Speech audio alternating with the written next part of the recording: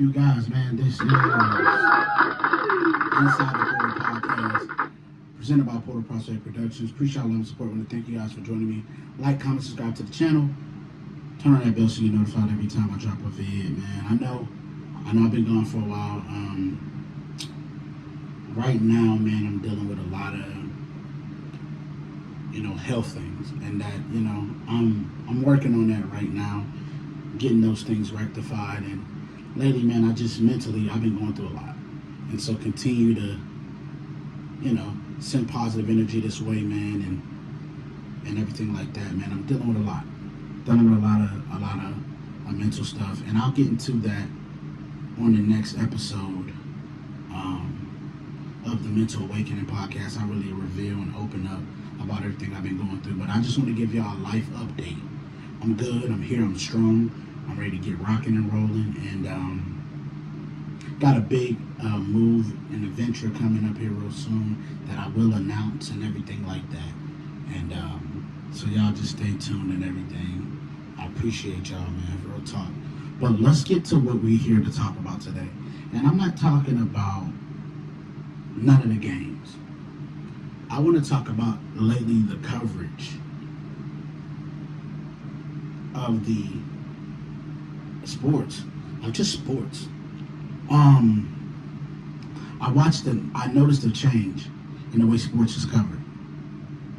It's starting to become more about the storylines than the X's and O's on the court, or on the field, or on the diamond, or on the soccer field. Like, it's starting to become more about what's going on off the field instead of what's being done on whatever sport you play. It's not about that any longer. It's about the storyline now. Instead of it being about the X's and O's and breaking it down and everything like that, and really the mind of the game and analyzing it from that perspective. There's nothing wrong with a storyline, but when you get caught up in the storyline too much, the plot of why we here gets lost. The plot of why we here is to watch football, basketball, baseball, soccer, whatever sport you watch it, hockey, whatever sport you're watching. That's what it's supposed to be about. That's the main plot. But when the storyline starts to take over the plot, then now the plot gets lost within the story. And that's what's happening. What's happening on the court is getting lost from the storyline. And the reason being is we're allowing media people to dominate the airways with controversial statements. And people say, oh, it's a football statement. But it's a football statement that's tied to a storyline. It's not about how they can get better on the field. It's not about any of that. It's about personal. And I've noticed that through this whole LeBron James and Stephen A. saga that's going on right now, it's too personal. I think what LeBron didn't appreciate nor like is you basically saying, as a father, I'm pleading with you. He didn't like how that came across because it made it seem like, hold up, you trying to say I'm not doing my job as a dad because of the way my kid, and everything with that. Is that what you're trying to say? I think there's something, I understand that perspective, right? But then from this side perspective, I understand where Stephen A. in some ways is coming from. I'm not with none of the personal shots that he took and all that. I'm not with none of that. All that stuff is so unnecessary, and that's what I'm talking about the media being unnecessary.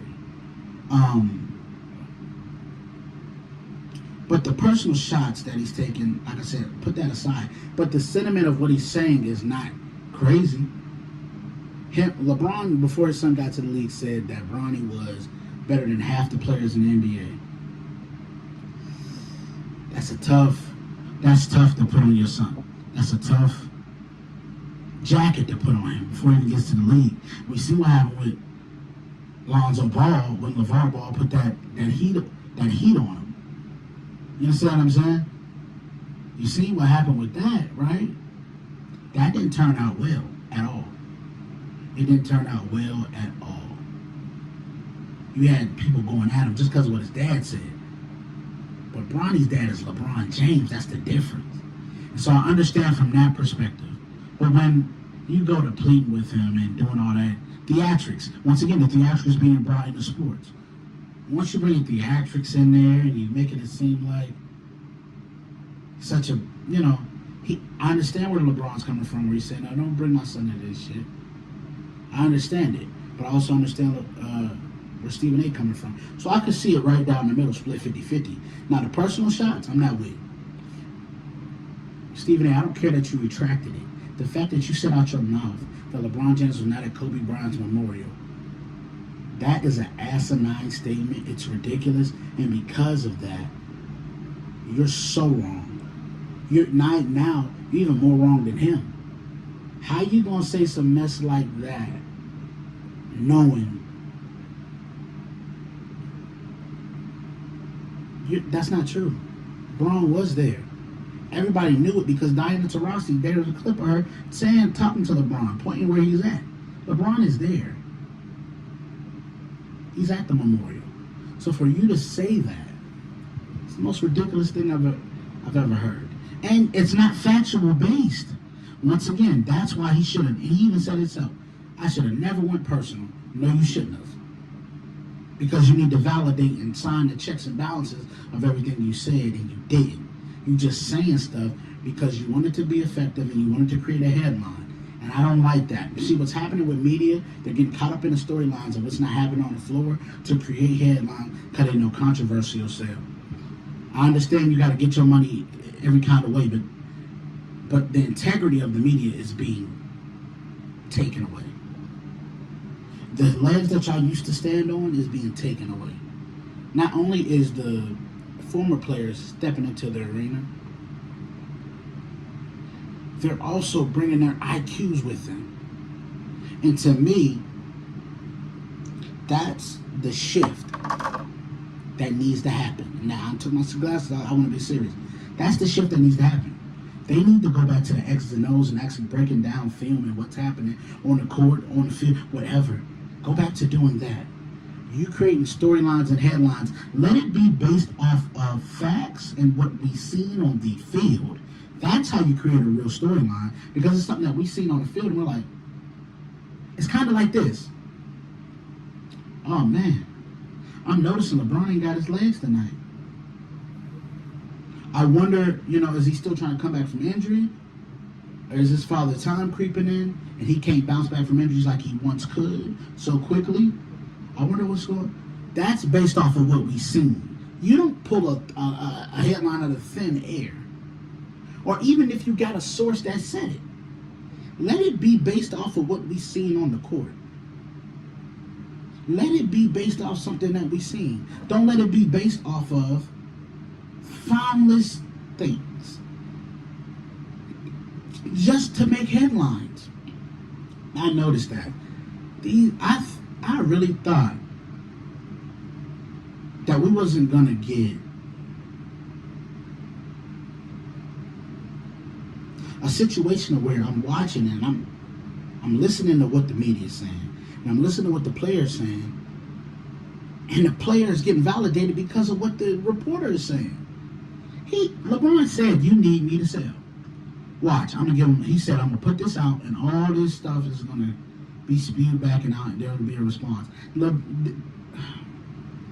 Stephen A. spent 17 minutes responding back to LeBron James. That right there lets you know that's insane.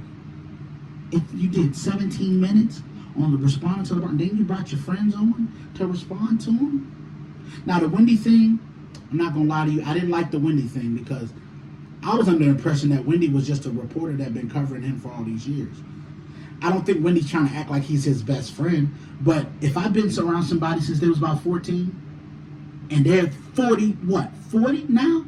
I know this nigga. Sorry, Bron. He knows you, bro.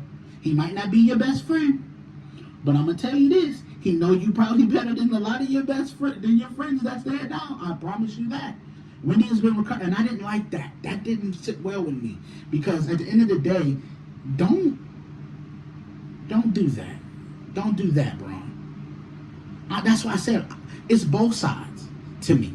But where I disagree with Stephen A is the personal shots. Don't try to go and paint a picture of somebody being two-faced when we watch you do the same thing. We've watched you coon on TV for all these years. And I'm going to say it right here. You have been cooning on TV for all these years. You have been pitty-patting. You have been sounding very compromised on television. Very compromised. Because the machine is pushing you one way. And you love to mention, I have bosses. Bosses. I have bosses. We know you do, brother. We see what you do. We understand somebody's controlling that. And like I said, you sound compromised. And then Stephen A, man, Stuart Scott, them kind of guys. Stuart Scott's still the realest analyst I've ever heard in my life. And I'll put that on anything. Stephen A used to be my guy, man. He was. I used to be like, man, because I always known what I wanted to do since I was about 5 or 6. I knew I didn't want to play football. I never said, I want to be a football player when I grew up. Never. I wanted to analyze the game and watch it from a perspective of breaking it down for real, understanding the ins and outs of the game. I've never wanted to do none of that other stuff. And so for me, to watch Stephen A go from where he was at, as far as like, yeah, he stand for something, to now, you sound compromised. You sound like a guy who got a lot of money. And I understand money changes people. It'll probably change me too, so I can't act like I'm above it and all that kind of stuff at all. But one thing I will never compromise, and I know this very well, I will never compromise my integrity for the sake of trying to make a headline. And I feel like that's what Stephen A is doing right now. He's compromising himself to make a headline. That's what it is. And Brian, you're not absolved from this either. You're not absolved either. You're not innocent in this matter. I'm just speaking of those two situations. But the media landscape as a whole is compromised. They are all compromised. And the media as a whole, they're all fishing for headlines. What is going to make me go viral? What's going to get clicks? And a lot of times they're compromising their own integrity to do it. You don't even believe the shit that you say. So why would I? It's a problem in the media, man. And that's really how I feel about the whole situation. I feel like Braun was wrong, and I feel like Stephen A was wrong. But Stephen A now has then took it a step further and went personal. You went too personal. You went against your cardinal rule, is I never get personal with an athlete. Yet you went personal with an athlete.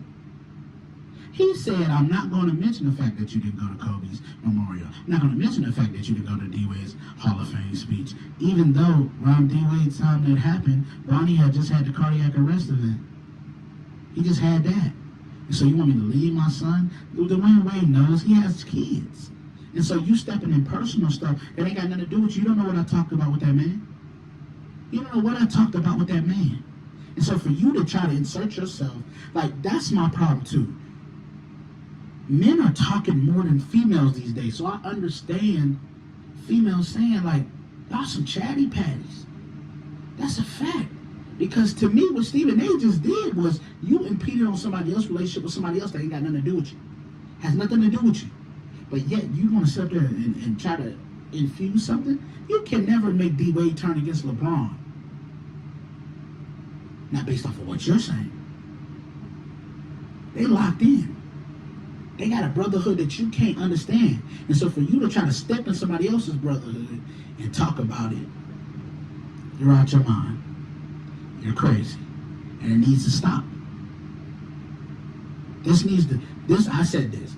They need to find somebody who's in the middle. Make these two brothers meet up. Go in the room, lock the door, and don't let them out until everything's done. No cameras, nothing. Go in there and come back out. It's like it never happened. Real talk. Real talk. It has to. At this point. And I'm not talking about they got to fight in there. They can have a conversation. But this needs to be done when they come out that room. Because to me, this is stupid. It's dumb. It's getting personal. And at the end of the day, folks got families, man. People got families. And so, the way this media thing is going, the problem is they got too many voices for media. That's considered media. Everybody shouldn't be considered media just because they got a microphone. They shouldn't be. They should be considered media based off of what they're saying out of their mouth, and it should validate what they're doing. Right now, there's no validation. Okay? None. And so at the end of the day, my main problem that I have, there needs to be accountability on both sides. And this has to stop. It has to stop. Because Bond, this ain't gonna end well, and Stephen A, this is not gonna end well. Alright? So listen, man, I'm gonna get up out of here, man. I just want to talk about the media landscape. I want to talk about the Stephen A and LeBron thing. Appreciate y'all having support. Continue to keep me lifted and everything like that, man. Definitely back. Definitely back. You know, just bear with me as far as uploads and stuff like that. I'm going to get back into the full swing. I just got some things to work out. All right? Until next time, this is Inside the Portal Podcast. Peace.